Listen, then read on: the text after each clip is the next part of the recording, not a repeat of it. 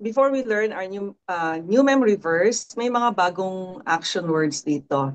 Yung do not, alam natin. Do not. Yung afraid, ganyan. Afraid. Okay? Mm.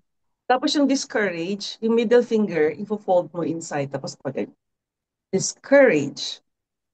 Okay? Discourage.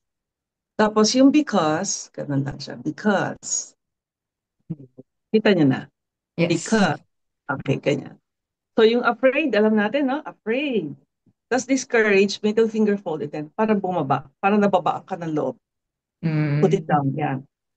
Discourage. Okay, yung vast, ganyan siya. Vast. Vast.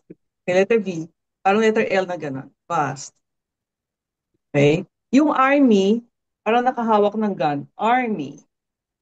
Diba? Well, mga bata pa kayo dati kasi may C-80. Yung paghawak ng gun, gano'n. Army. Ganyan yung army. Okay? Yung battle naman, gano'n. Parang naghihilahan. Letter B. Battle. Okay? Sige. Yung yours, alam na natin. Sige, try natin ha. Second Chronicles 2015b. Do not be afraid or discouraged because of the vast army, for the battle is not yours, but God's.